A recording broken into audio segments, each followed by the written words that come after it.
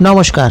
আপনার যদি মেষ রাশি হয় কিংবা মেষ লগ্ন হয় তাহলে সেক্ষেত্রে এই সপ্তাহ অর্থাৎ 19শে আগস্ট থেকে আর 25শে আগস্ট সোমবার থেকে রবিবার এই একটা সপ্তাহ আপনার জন্য কেমন চলবে। প্রথমেই দেখে নেওয়া যাক এই সপ্তাহে 9টি গ্রহ কোথায় কোন অবস্থানে রয়েছে।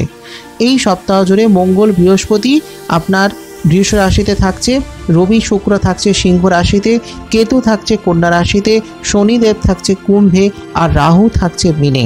19 তারিখ চন্দ্র মকরে থাকছে, 20 তারিখে কুম্ভে প্রবেশ করছে, 22 তারিখে মীনে থাকছে এবং 24 তারিখ মেষে প্রবেশ করবে। অন্যদিকে 19 থেকে 21 তারিখ অবধি বুধ থাকবে সিংহ রাশিতে এবং তারপর 22 তারিখ থেকে বুধ বক্রী হয়ে কর্কটে প্রবেশ করবে। তাহলে এই অবস্থান অনুযায়ী আপনার উপর এই একটা সপ্তাহে কি প্রভাব থাকছে। প্রথম কথা হলো আপনার যেহেতু বৃহস্পতি অবস্থান রয়েছে এবং লগ্নপতি বা রাশি অধিপতির সঙ্গে, ফলে শরীর স্বাস্থ্য কিন্তু আপনার জন্য যথেষ্ট ভালো। যদি কোনো শারীরিক সমস্যার মধ্যে দিয়ে চলেন তাহলে সেই সমস্যাগুলো অনেকটাই কম থাকবে, আপনি দ্রুত আরোগ্য লাভ করতে পারেন। এছাড়া আপনার মধ্যে সাহস, আত্মবিশ্বাস, সেলফ কনফিডেন্ট এগুলো কিন্তু বেশ বাড়বে। আপনি কিন্তু যে কোনো ক্ষেত্রেই দ্রুত সিদ্ধান্ত নিতে পারবেন এবং যে কোনো সমস্যার সম্মুখীন হয়ে কিন্তু আপনি লড়াই করে সফলতা লাভ করতে পারবেন। যে কোনো প্রকার প্রতিকূলতার সঙ্গে লড়ে আপনি জিততে পারবেন। মঙ্গলের অবস্থানটা খুব ভালো, পজিটিভ একটা জায়গা এবং বৃহস্পতির সঙ্গে একত্রে থাকবার জন্য আপনাকে বহুবিধ দুর্দান্ত প্রভাব দিতে পারে। সেই সঙ্গে আপনার আর্থিক সঞ্চয় হবে, টাকা পয়সা কিন্তু আপনি সঞ্চয় করতে পারবেন। রোজগার যেমন আপনার বাড়বে ঠিক সেরকম আপনি সেভিংস করতে পারবেন, কিন্তু আপনাকে চেষ্টা করতে হবে, টাকা বাঁচানোর চেষ্টা করতে হবে, খরচটাকে কমানোর চেষ্টা করতে হবে।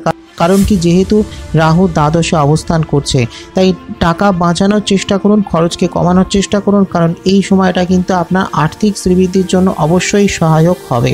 টাকা পয়সা রোজগার আপনি করতে পারবেন। আপনি যে কাজ করছেন সেটা চাকরি হতে পারে, ব্যবসা হতে পারে বা অন্য যে কোনো প্রফেশনে আপনি থাকুন না কেন, রোজগার কিন্তু আপনার ভালোই হবে। বাবা মায়ের শরীর স্বাস্থ্য সম্পর্কে একটু সতর্ক থাকুন।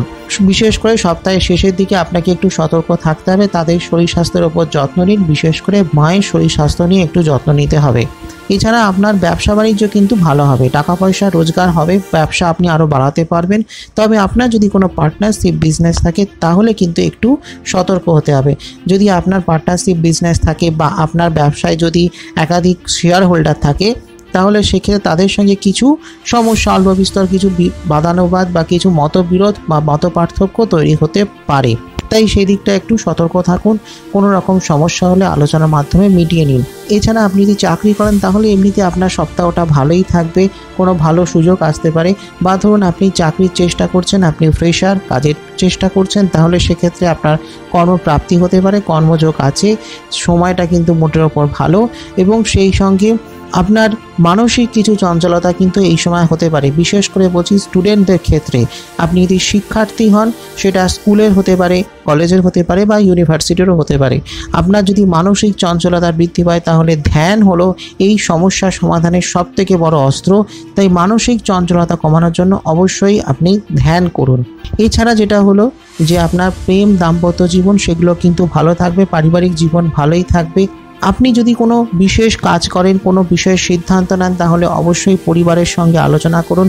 তাদের সহায়তা বা তাদের সঠিক পরামর্শ কিন্তু আপনাকে অনেক দিক থেকেই সফলতা দিতে পারে বা আপনি লাভবানও হতে পারেন।